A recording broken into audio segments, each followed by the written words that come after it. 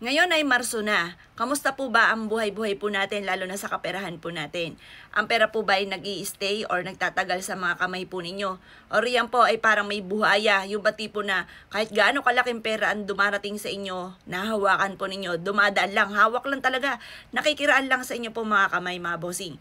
Ngayon, ako po may ituturo sa inyo. Subukan nyo po ito.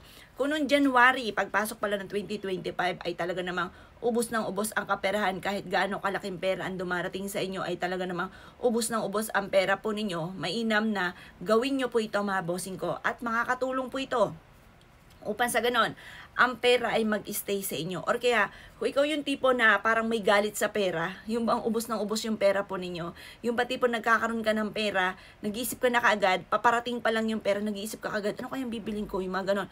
Tapos pag wala ng pera, mainit na ang ulo. Na kumbaga, lagi na pong daing ng daing, yung mga ganyan mga bossing. Kung ikaw ay isa sa mga ganyan, na hindi pa narahawakan ang pera, ay nag-iisip na kaagad ng kagastusan, or kaya kung may pera ka man ngayon mga bossing ko, yan po ay kung ano na mga iniisip nyo nga pong kagastusan at ubos siya ng ubos, gawin nyo po ito ha. Proven po ito mga bossing. Kumuha po kayo mga bossing ko ng luya. Ang luya natin gagamitin, yung fresh na fresh pa. Pero patutuyuin po natin to. Kasi mas natutuyo ang luya mga bossing ko, nakakatulong po siya para mas higit siya na makamagnet ng swerte, lalo na sa pera. Kasi kapag gastador, ikaw po ay mailap ang swerte, lalo na sa pera, gagamitan mo yan ng luya. Maina po mga bossing ko, pero marami tayong mga pang-attract na swerte ng mga lucky charms sa mga bossing. Ito yung mga sa kusi-kusina lang natin makukuha. Ito itinuturo ko sa inyo.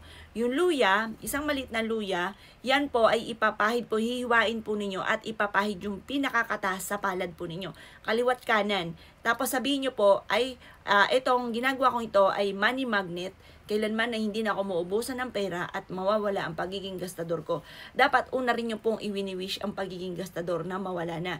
Kasi mga bossing, kahit gaano kadaming pera ang dumating po sa inyo at may pagkagastador ka talaga, lagi ka talaga mamumblema sa pera. Kahit gaano kalaki, kahit milyones or bilyones po yan. Yan po mga bossing ko yung mauubos at mauubos kasi lalaki ng lalaki ang inyong mga iniisip na gastusin. Halimbawa, dati-dati masaya ka sa isang simpleng bag lamang. Nasa online mo lang nabibili. Ngayon, pag lumaki syempre ang pera mo, ile-level up nyo na po yan. Hanggang sa lumaki ang pera mo, nakakamagnet ka nga na swerte sa pera. Ngayon mga bossing ko, lalaki rin ng lalaki ang inyo pong mga expenses. Proven po yan.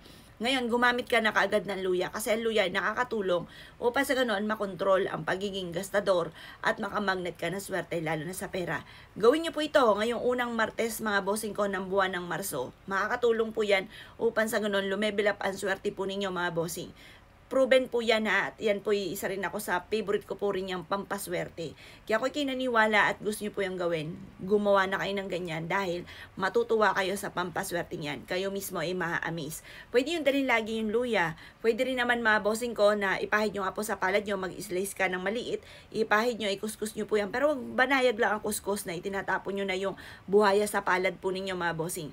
Proven po yan. Kaya ako kinaniwala at gagawin nyo po yan. Asya mga bossing. Good luck po sa inyo po lahat.